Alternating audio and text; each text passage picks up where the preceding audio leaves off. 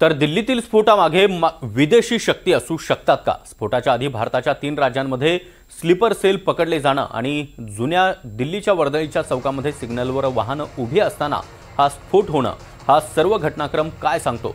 कोणता विस्फोटक वापरला गेला असावा?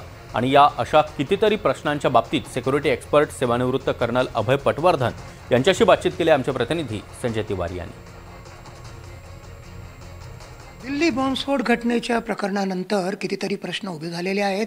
महत्त्वाचा प्रश्न म्हणजे गेले काही दिवसांच्या घटनाक्रमाला पाहता यामागे काय असू शकतं, कोणतं कारण असू शकतं, पाकिस्तानचा अँगल असू शकतो का, कसल्या प्रकारची विस्फोटकं वापरली गेली असावीत आणि एकूणच हा जो घटनाक्रम आहे त्यामागे आयसिस किंवा ISIS या संघटनांचा हात असू शकतो का, पुढे आपण काय अपेक्षा केली पाहिजे, या सगळ्या प्रश्नांची उत्तरं आपण घेणार आहोत। आपल्यासोबत सुरक्षा विशेषज्ञ सेवानिवृत्त कर्नल अभय पटवर्धन सर आहेत। सर, आपण NDTV मराठीसोबत बोलताय, खूप खूप धन्यवाद। काय सांगाल या सगळ्या प्रश्नांच्या पार्श्वभूमीवर? हा एक अत्यंत धक्कादायक प्रकार झालेला आहे। अनेक वर्षानंतर भारतामध्ये असा एक स्फोट झालेला आहे।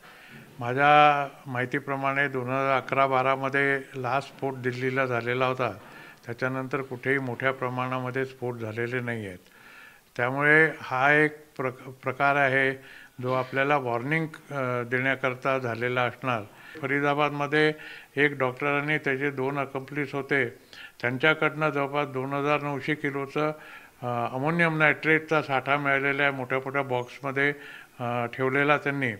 आणि तिसरं म्हणजे सहारनपूरमध्ये एक डॉक्टर होता, त्याच्याकडनं जवळपास 100 ते 150 पिस्तलं मिळालेली आहेत। त्या CCTV कॅमेरामध्ये आत बसलेल्या एका माणसाचा फोटोसुद्धा दिसून पडतो, ज्यांनी मास्क लावलेला आहे, पण त्याच्या मागेसुद्धा काही सावल्या दिसतात। याचा अर्थ असा की या गाडीमध्ये एक किंवा एकपेक्षा जास्त लोक असण्याची आशंका आहे। दुसरं म्हणजे स्फोट हा इतका भयानक होता की जवळपास 13 कार्स आणि ऑटो रिक्षा या जळून खाक झाल्या। लोकांचे जे अवशेष होते ते जवळपास 50 ते 60 मीटर दूरपर्यंत फेकल्या गेले। आणि काही जी बातमी होती की तिथल्या जैन मंदिरामध्ये सुद्धा यांचे अवशेष मिळालेले आहेत। तर म्हणजे स्फोटाची तुम्ही कल्पना करू शकता, तीव्रता किती असेल करू शकता। मी हा स्फोट अमोनियम नायट्रेटने झाला असं म्हणतो, कारण अमोनियम नायट्रेटची जी IED आहे ती IED जेव्हा तुम्ही स्फोट करता तेव्हा तो वर उडतो। RDX जर तुम्ही वापरलं तर ते चारी बाजूंना उडतं आणि तिथे गड्डा झालेला नाही आहे। आता लोक काही म्हणू शकतील की ते सिमेंटचा रोड असल्यामुळे तिथे गड्डा नाही झाला, पण तरीसुद्धा RDXचा काहीतरी प्रभाव, RDX जर फुटलं असतं तर काहीतरी प्रभाव त्या गाडीच्या खाली दिसला असता। तो दिसला नाही, याचा अर्थ तिथे अमोनियम नायट्रेटचा वापर झालेला आहे असं माझं मत आहे। एकूणच अद्याप या घटनेची कोणी जबाबदारी घेतली नसली तरी सेवानिवृत्त कर्नल अभय पटवर्धन यांचं असं मत आहे की यामागे पाकिस्तान कनेक्शन असू शकतं।